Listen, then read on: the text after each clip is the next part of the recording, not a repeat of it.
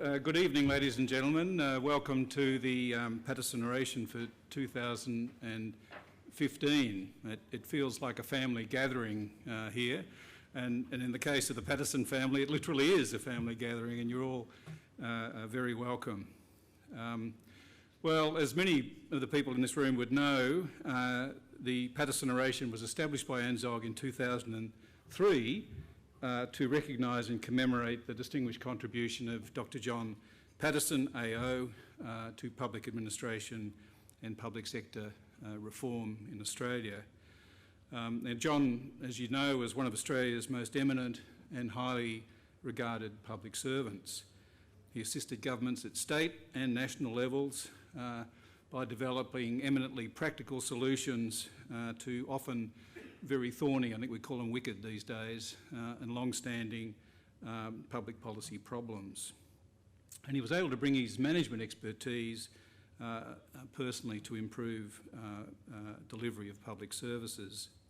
I mean, just a few highlights among the many things he achieved in his career, I think, illustrate his contribution at a national level. The one that I was first familiar with as a young economist was his role as head of the Hunter District Water Board, in which he introduced, at that time, the concept of user pays. Who would have thought it, for water, to manage the costs and use of water, replacing the traditional rate-based systems. That really was revolutionary at the time, and there's a lot of opposition to it, and it started under John Paterson up there in the Hunter.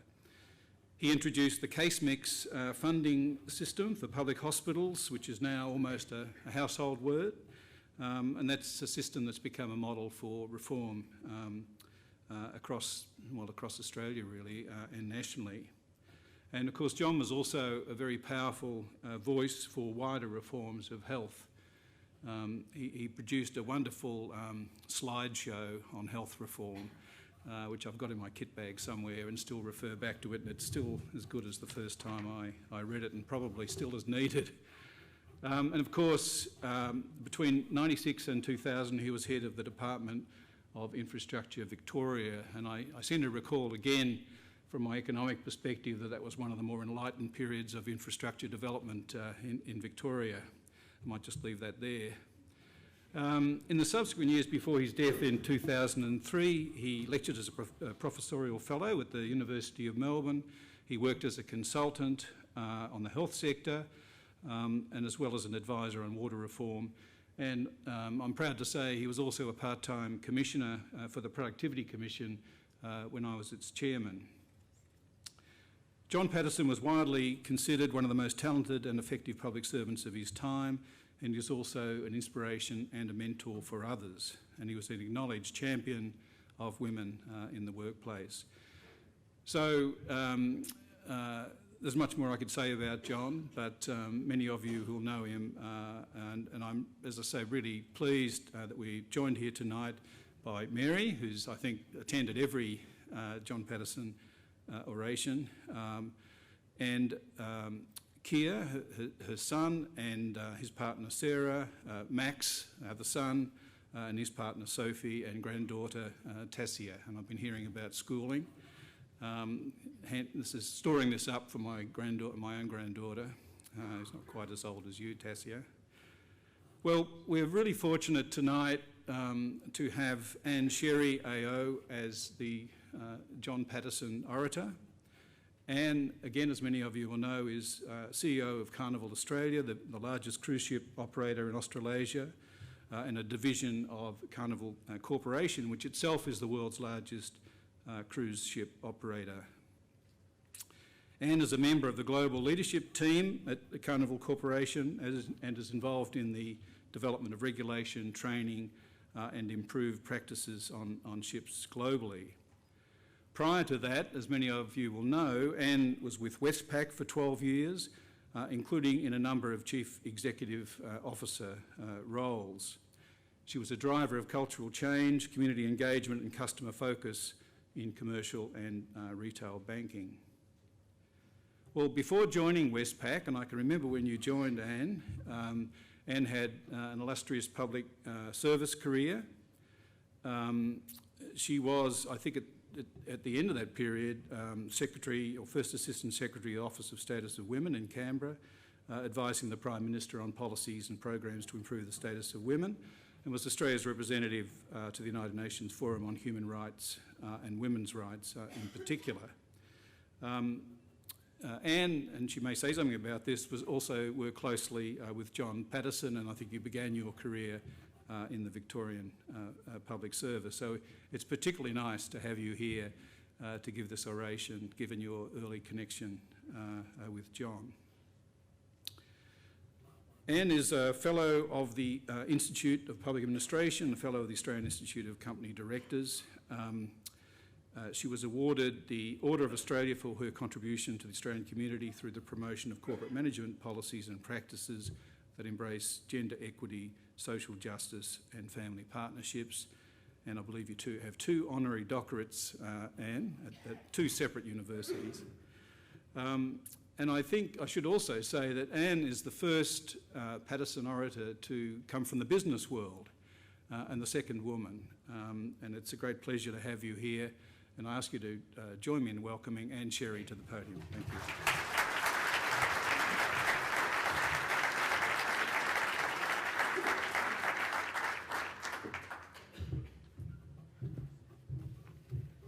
Thanks very much, Gary, and thank you for the opportunity, actually, to be here today. I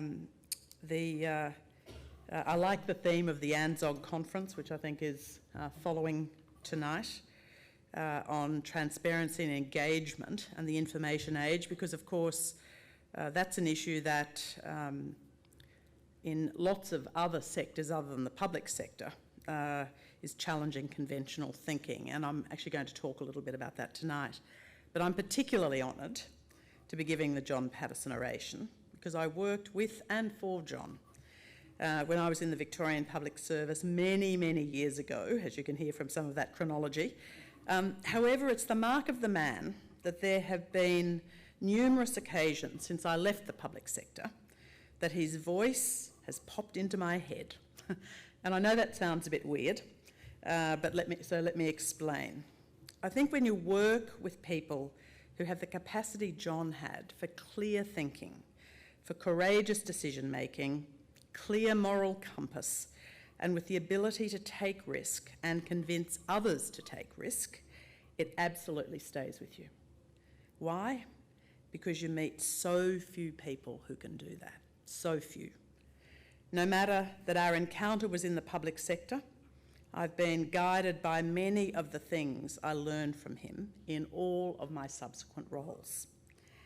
And of course, this is slightly now out of my usual remit for things I speak about, and consequently, of course, I've admitted to a few people here tonight, I couldn't even flick it to someone and say, quick, write me a speech for tonight.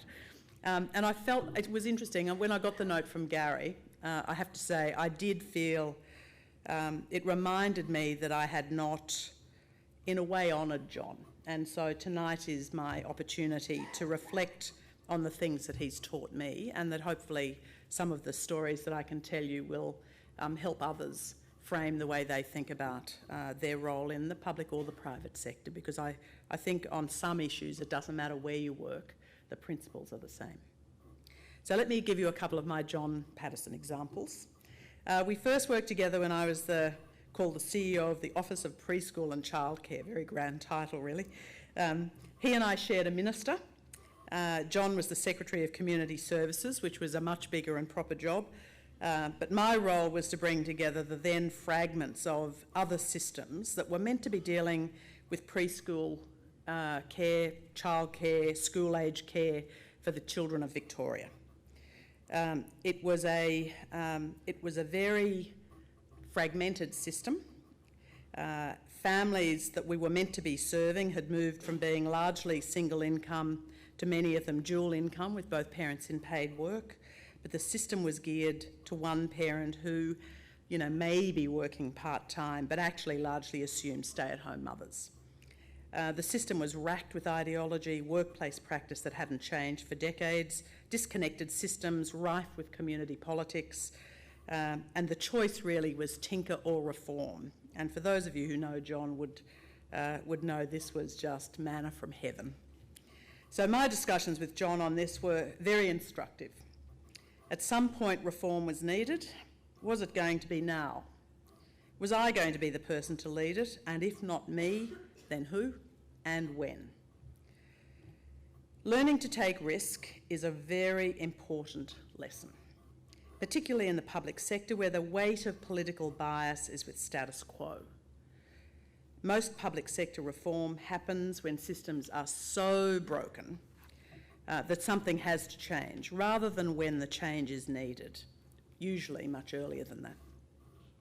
And this was happening at the time John himself was taking on the institutions that housed and cared for people with disabilities here in Victoria, addressing the terrible issues that had become the norm inside the institutions, and at a time when reform of the treatment of people with disabilities was occurring in the wider community. I watched in awe as he chipped away at the resistance, the community scare campaigns, the ministerial and government reticence to take this on. I watched him use his intellect to argue a better way, and I watched him surprise people, turning up personally to meetings and events where his physical disability disarmed the prejudice and bias so deeply embedded in these sorts of debates.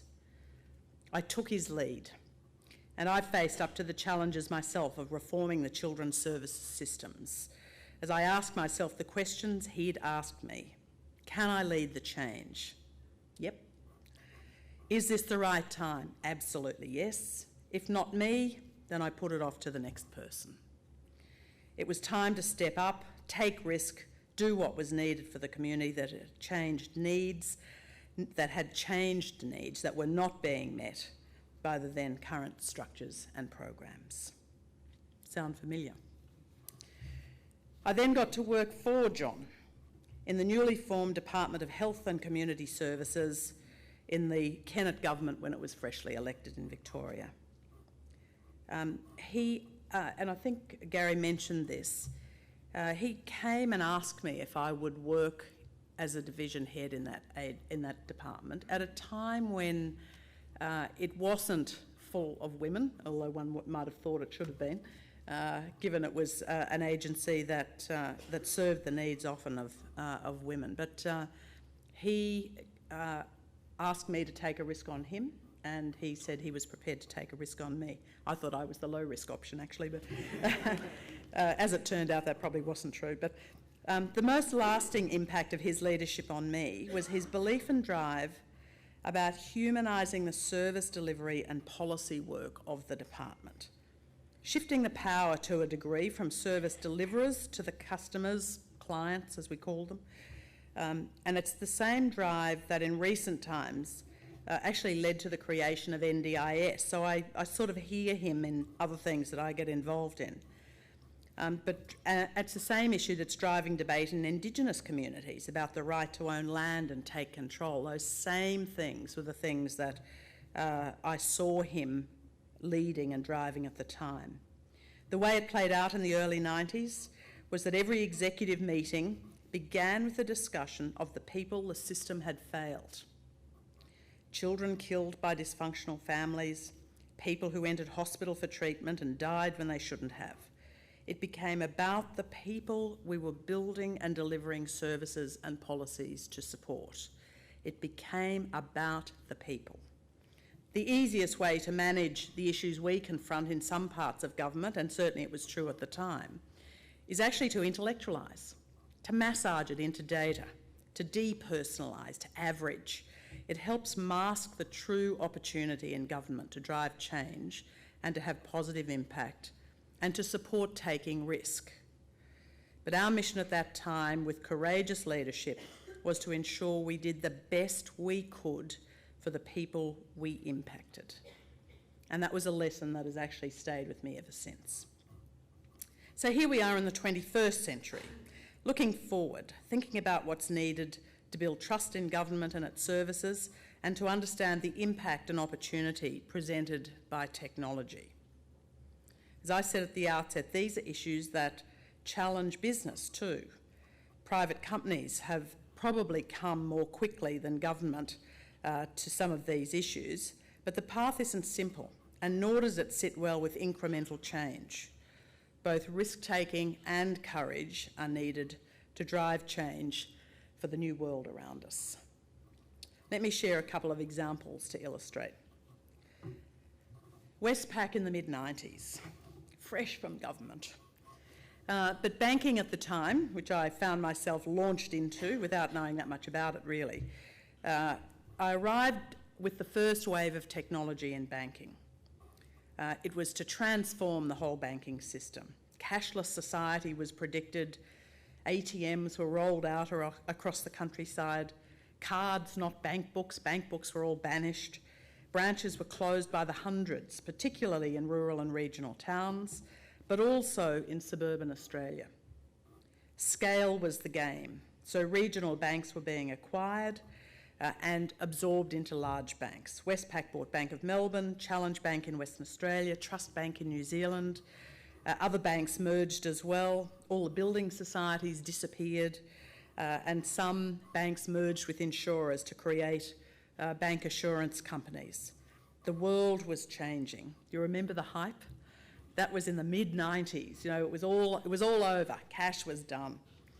All of this was driven from an efficiency point of view. Costs were out, so investment in technology could be increased because it was expensive, the technology. Perfectly rational. Branches were too expensive. True. ATMs were cheaper. True. The missing ingredient, however, was we forgot to take people along for the ride.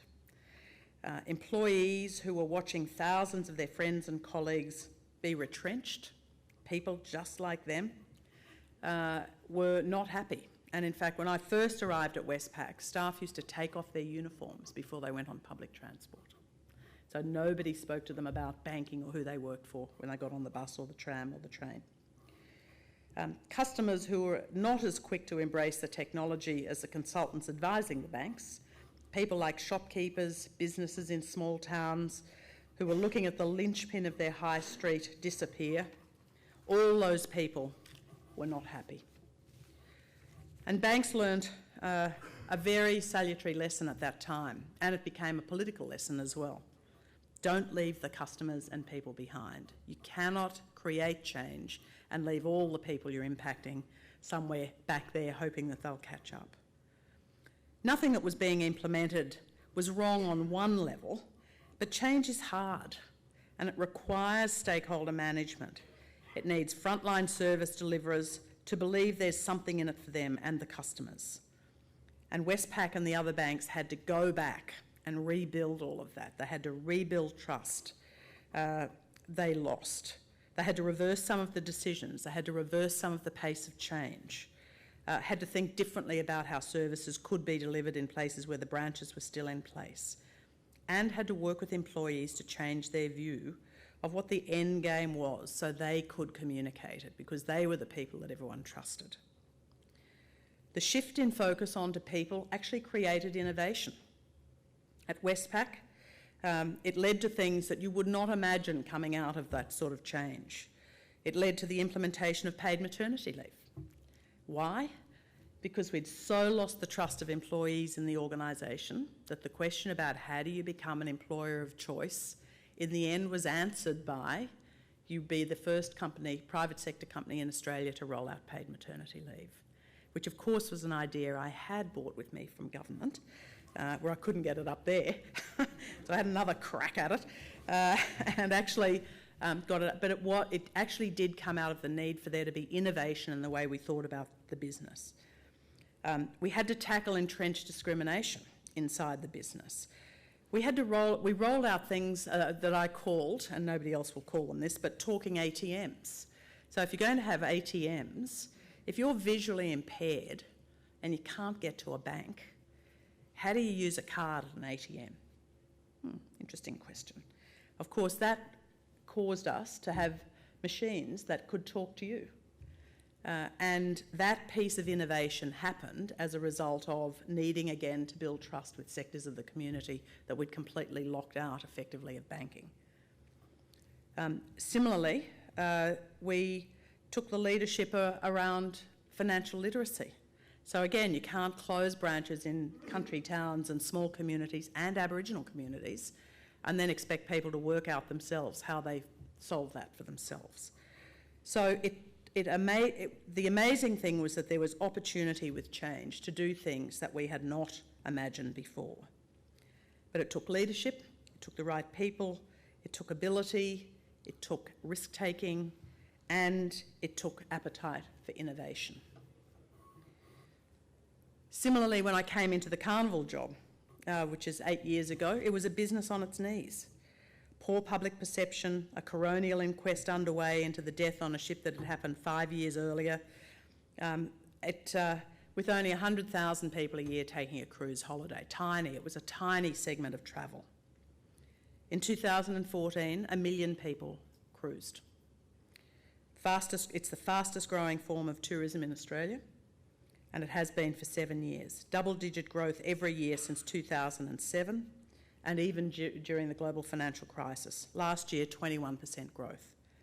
The business and culture had to be completely overhauled. Ship operations were old-fashioned and out of touch with contemporary expectations. The product was old-fashioned and had to be reinvented. We needed great people to lead the change and build on the resilient culture that existed. We needed to grow our support base. We needed to manage our stakeholders. We needed the people who delivered food to the ships, the cab drivers who benefited when ships came to town, the hotels we filled, the tours we sold, the economies we nurtured and grew. We needed them to support us. And to start, we needed to imagine a different future, to plan for a different product, to take the risk of changing and broadening the customer base, and to set bold targets, to imagine what could be possible. Harnessing the power of technology to engage with customers, to tell the story of change and bring a broader audience to the table. And social media is actually scary for corporates, as it is for many others, but particularly for corporates, because you can't control it. It's a medium controlled by users. In travel, it's replaced hotel rating systems, ship rating systems, self-rating systems. People-to-people communication transforms and is continuing to transform the whole tourism sector. It's brutal in its frankness, it's immediate in its impact. And in a customer-facing, word-of-mouth business, it is seriously scary. So TripAdvisor didn't really exist when I first started in this business, and since I've been there, of course, it's replaced virtually every form of travel recommendation. But it does open opportunity. And I'll tell you this, my learning about this. When swine flu arrived on our doorstep in Australia, it took little time to become a public health crisis, which exposed our institutions as inadequately prepared, our media as scaremongering, and individuals completely unprepared to compromise for the good of others. And for my business, it amplified all of this as passengers fresh back from the epicentre of the disease, not willing to sacrifice the last week or two of their holidays, decided they'd take a cruise instead. And they'd spread the flu to other passengers and to crew. Crisis of confidence, public health with little capacity to identify risk, and the need for political grandstanding. What a mess. And that's where social media becomes your friend, not your enemy. Because I had ships, Marie Celeste-like, sailing up the east coast of Australia, state governments deciding they weren't allowed dock in case disease was spread. The media was focused on images of quarantined families looking like they were at Christmas Island. I mean, the imagery was horrendous, and you cannot, how do you control communication in that environment? How do you get out to people? So that's when you suck it up and you go, social media is now my friend. And so every single day, I posted a YouTube post on social media, talking about the issues, talking about what was happening with the spread of the disease, talking about answering the questions people were asking us because they couldn't get answers any other way, dealing with it absolutely head on. As the week went on, looking worse and worse online, my vanity didn't even get in the way, although some suggested it probably should have. And the interesting thing was that it helped us circumvent hysteria. We can hardly remember that now collectively. I remember it because it's seared in my brain. But the lessons learned in the business have transformed the way we think about social media, have transformed the way we use social media, and transformed our understanding of how you can communicate. We have our collective brands, and I've got 8 brands. We have about 1.6 million Facebook friends. And so if I need to get a message out, I can get it to 1.6 million people straight away. And all of them, of course, have friends. And so we get it to, on average, about 3.5 million people. And the fear of lack of control is way overwhelmed by the opportunity to communicate directly and circumvent other forms of communication. Interestingly, when the Ebola outbreak began, I had Ebola kits on every ship before they were available in public hospitals in Australia. So we also learnt that you've got to absolutely be on the front foot. Whether it's going to touch you or not doesn't matter. You've actually got to be able to say that you're ready and, in fact, put it up on social media so that everybody else knows that you're ready as well. And finally, in terms of the learnings, I guess, and you can hear the theme in all of that about risk, about grabbing issues, about not being frightened to get on the front foot, even when it feels uncomfortable to do so. So my final story is actually about stakeholder management. Because stakeholder management, I think for all organisations, whether it's the public or private sector, is now, in the private sector in particular, is embedded in the way most of us do business now. And it's not just a nice to do, although I hear people talk about it like that. It's not just a piece of consultation to say you've done something. It's actually now a really core part of the way we think about doing business, and particularly in my business. Any consumer-facing business needs to be in that space.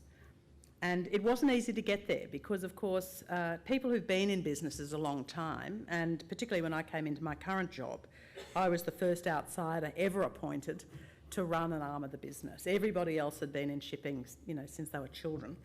And many of them, their parents or their family members were somehow involved in seafaring. So they were steeped in the history and way of doing business, as many of us end up being in businesses. But of course, we do about 50% of our itineraries go out to the Pacific. So we sit very squarely in the middle of relatively underdeveloped communities. We arrive with great big ships filled with Aussies and Kiwis with money to spend, loud and brash, often not that attuned to the cultural sensitivities of the places they're going to. And we really do operate in those markets with the agreement of tribal chiefs. In the 21st century, not many people have to bridge that gap, but we bridge it every time we go out into the Pacific. If someone wakes up on any island in New Caledonia, Vanuatu, the Solomon Islands, Eastern PNG, all those places we go, someone wakes up and looks out and goes, something bad happened out there today and it must have been caused by a cruise ship, then we get shut down in that place. And so stakeholder management for us isn't just, a piece of consultation and occasional visits to the chiefs, although I do all of that as well. It's actually being really crystal clear about social licence to operate. In fact, having relationships, being part of communities and the way they think about their day-to-day, being really clear that they're core to the operation of the business. And interestingly, and there's a crossover with government happens here because, of course, many of the places we go to are places Australia spends a lot of money on aid. And surprisingly, in some of those communities, as is true in some of our own domestic communities, all of that aid has made very little difference to the quality of the life of the people who live there. And so when we started asking communities what did they need, they said things like, we need a health centre actually.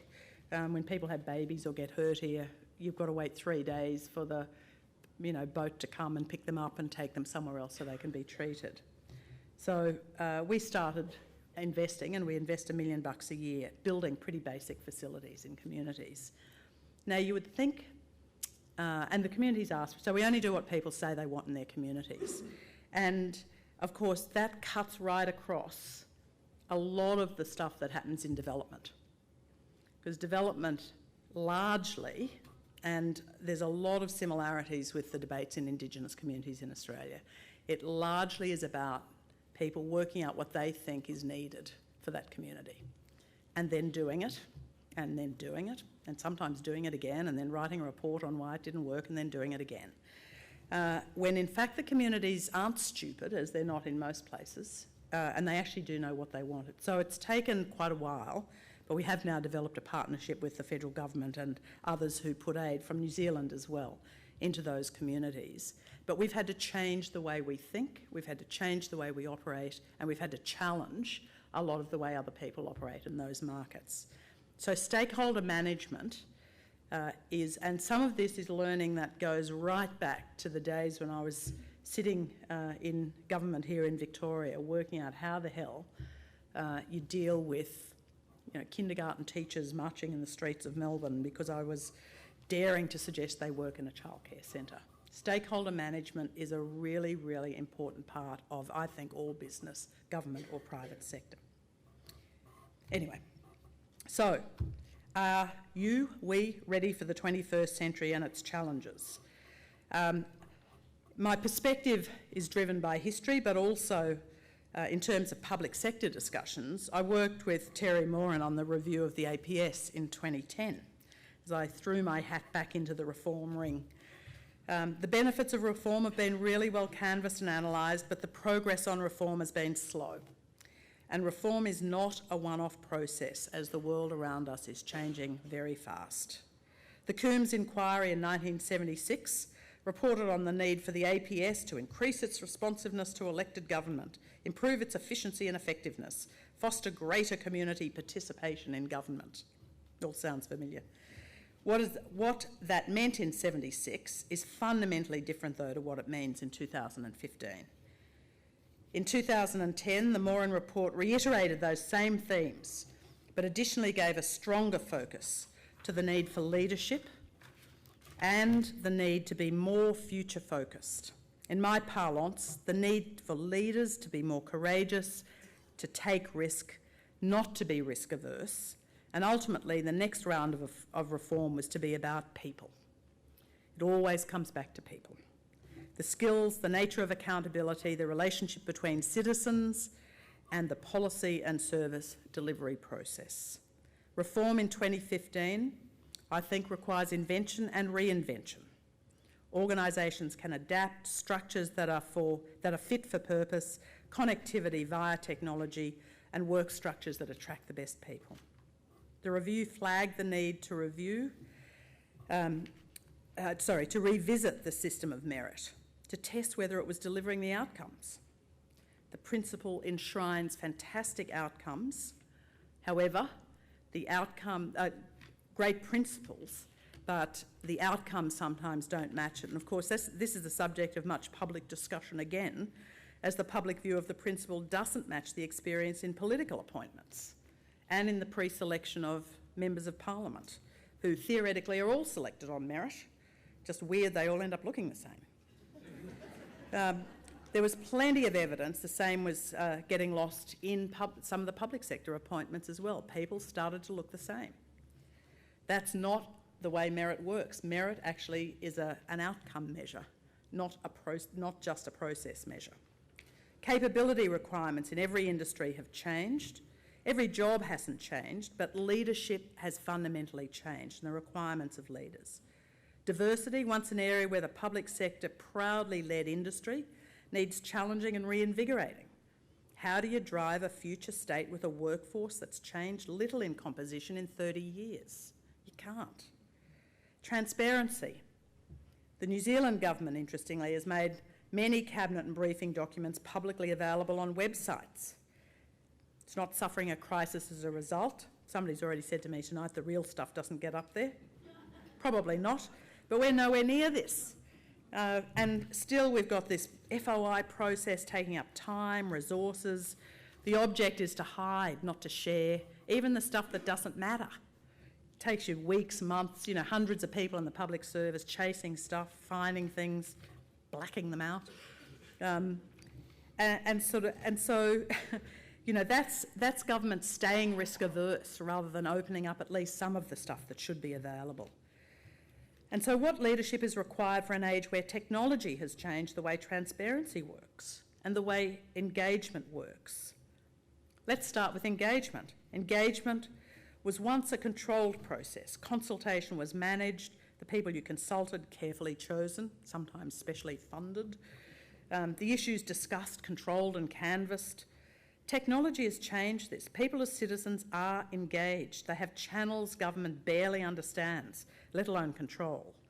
Issues develop momentum irrespective of any government process.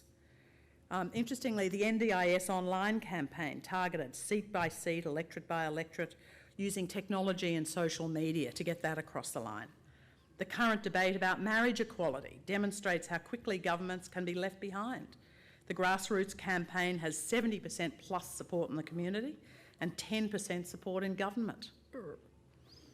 Everyone has a view sometimes. Sometimes they're views we don't like, but they have equal weight online. Unless there's an effort to engage, put an alternate view, inform online, engage online, leadership in this environment has to be fast, adaptive and clear. The current discussion re racism and sport has shown the AFL leadership to be slow. Some clubs have stepped up, lots of individuals have stepped up, but others have shown to be wanting. Some have taken leadership in a way that challenges the implicit racism and called it for what it is. Others have been nervous to offend and done nothing. And politicians have been slow. Leadership is about setting standards. David Morrison, who was previously Chief of Army, always said you set standards as much by what you ignore as what you do.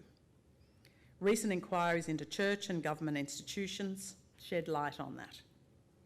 The great legacy of John Paterson was that he did not walk past issues that needed addressing.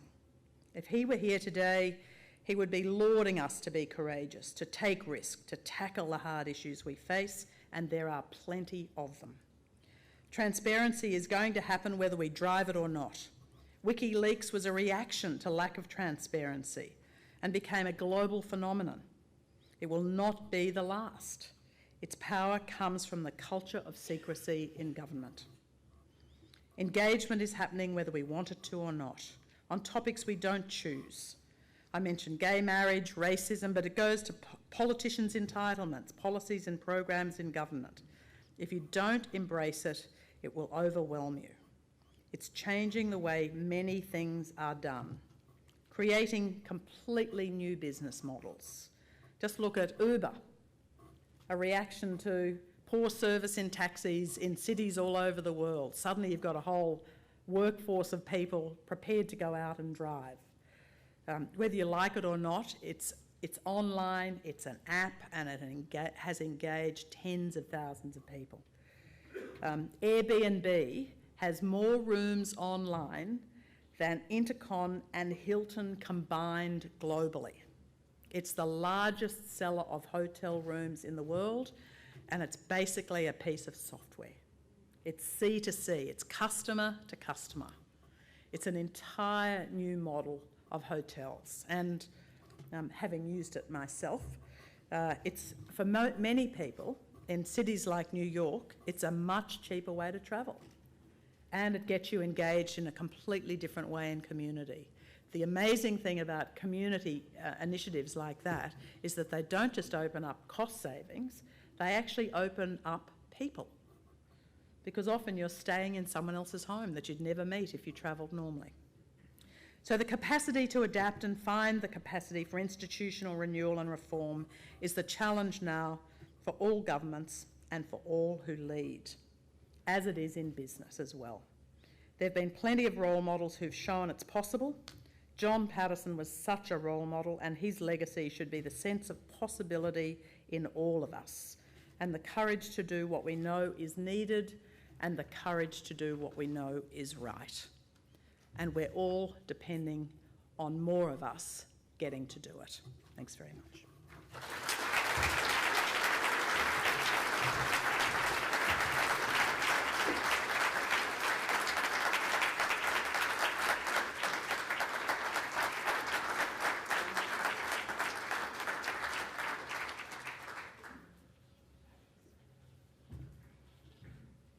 Well, I think you'll all agree that we chose very well for our John Paterson orator tonight, and I can see John had an influence on you and that no doubt has benefited you throughout your career. And it's great to see people who join the private sector but with a public sector sort of perspective on things. It can keep the big picture and understand that it's all about people at the end of the day. And so I think that was a wonderful John Paterson oration, and I ask you all please to join me in thanking again Anne Sherry.